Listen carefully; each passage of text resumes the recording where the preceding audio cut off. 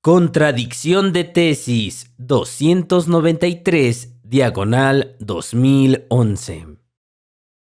Introducción.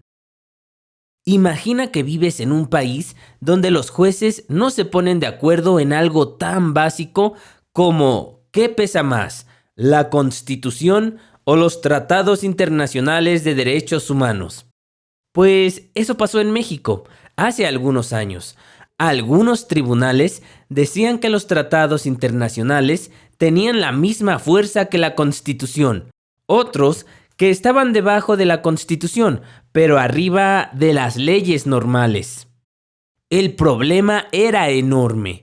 Si dos jueces resolvían lo mismo de manera distinta, ¿qué debía aplicarse?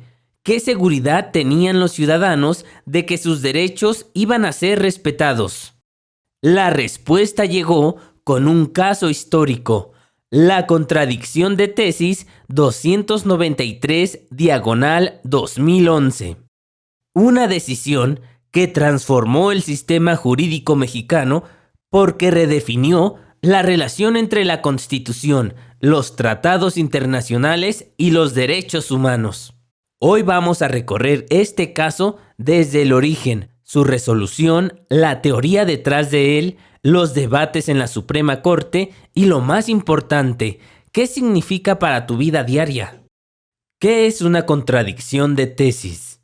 En el mundo jurídico, la palabra tesis no se refiere a un libro universitario, sino a un criterio legal que un tribunal establece al resolver un caso.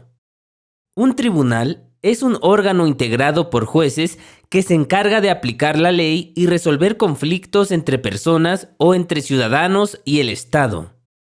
Cuando dos tribunales interpretan de manera diferente un mismo tema, se genera una contradicción de tesis. Es como cuando dos maestros explican lo mismo, pero con respuestas distintas. Ejemplo real. Un tribunal dijo: los tratados de derechos humanos tienen el mismo nivel que la Constitución. Otro tribunal sostuvo: los tratados están debajo de la Constitución. Resultado: confusión. En esos casos, la Suprema Corte de Justicia de la Nación, que es el máximo tribunal del país, entra en acción. Lo que decida se convierte en criterio obligatorio para todos los jueces. La contradicción de tesis 293, diagonal 2011, nació precisamente porque había posturas distintas sobre la fuerza de los tratados internacionales en México. El contexto. La reforma constitucional de 2011. Antes de esta contradicción, en junio de 2011, México vivió una reforma histórica en materia de derechos humanos. Se modificó el artículo 1 de la Constitución, que pasó a decir: todas las personas gozan de los derechos reconocidos en la Constitución y en los tratados internacionales. Siempre debe de aplicar la norma que más favorezca a la persona. A esto se le llama principio pro persona. Ejemplo cotidiano. Si la Constitución dice que la pena máxima es de 10 años y un tratado internacional dice que debe ser 5, el juez debe aplicar la de 5 años, porque protege más a la persona. Este cambio fue clave, porque obligó a los jueces a repensar su forma de aplicar la ley y por qué la contradicción de tesis 293, diagonal 2011 llegó justo después, poniendo a prueba este nuevo enfoque. ¿Cómo se llegó a la contradicción de tesis 293, diagonal 2011? La historia comenzó con 3 amparos directos: 344, diagonal 2008, 623, diagonal 2008 y 1060, diagonal 2008. En ellos, ciudadanos se quejaron de actos de autoridad como detenciones arbitrarias y sanciones injustas. Los tribunales colegiados resolvieron esos casos de forma distinta. Un tribunal colegiado es un grupo de 3 magistrados, jueces de nivel federal, que trabajan juntos para revisar si una sentencia o resolución fue correcta y si se respetaron los derechos de las personas. Algunos tribunales colegiados dijeron que los tratados internacionales estaban al mismo nivel que la Constitución, otros que estaban por debajo, aunque por encima de las leyes. La contradicción era evidente. Por eso, el caso llegó al Pleno de la Suprema Corte para unificar el criterio. El Pleno de la Suprema Corte es como la mesa grande, donde se sientan los 11 ministros a tomar las decisiones más relevantes para todo México. Fechas clave. Junio del 2011. Reforma constitucional en derechos humanos. Agosto del 2011.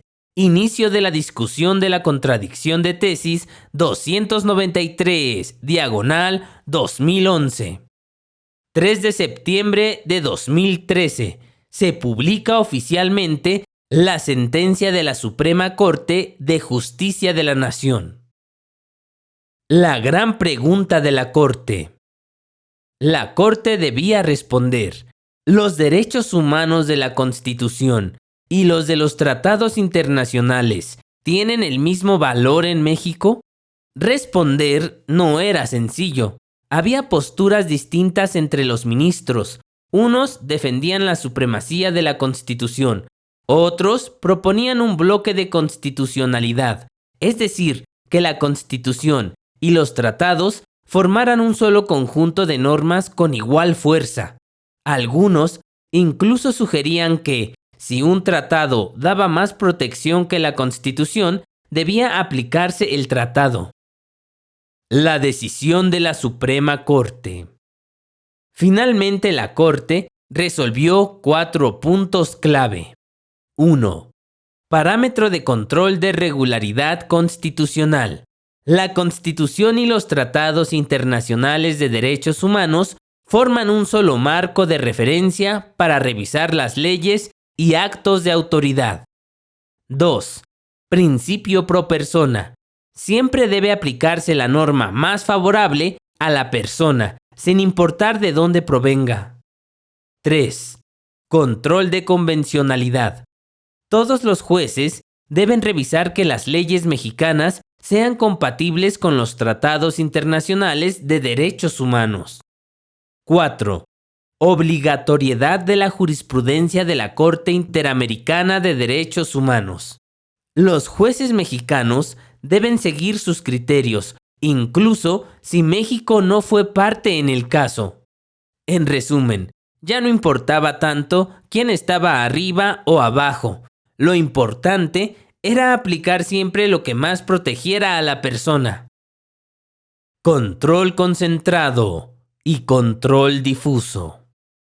Al control concentrado y al control difuso también se les conoce en conjunto como mecanismos de control de constitucionalidad. Aquí entra la teoría de cómo se aplican estas decisiones. Control concentrado. Solo la Suprema Corte puede eliminar una ley contraria a la Constitución, con efectos generales para todo el país. Ejemplo, si el Congreso de un estado aprueba una ley que prohíbe criticar al gobernador, la Suprema Corte de Justicia de la Nación puede declararla inconstitucional y esa ley desaparece para todos. Control difuso. Cualquier juez del país puede dejar de aplicar una ley en un caso concreto si viola derechos humanos. Ejemplo, una ley local permite detener a alguien 72 horas sin abogado. Un juez local puede decidir no aplicarla en ese caso. México adoptó un sistema mixto. Esto significa, como ya vimos, que la Suprema Corte de Justicia de la Nación puede eliminar leyes, control concentrado, pero también todos los jueces pueden inaplicar normas injustas en casos concretos, control difuso. Esto significa más rapidez y cercanía en la protección de los derechos humanos. Control de convencionalidad. Además del control constitucional, México adoptó el control de convencionalidad. Esto obliga a todos los jueces a revisar que las leyes mexicanas sean compatibles con los tratados internacionales de derechos humanos. Ejemplo real. Si una ley mexicana permitiera detener sin orden judicial por varios días, cualquier juez tendría que inaplicarla, porque contradice la Convención Americana sobre Derechos Humanos.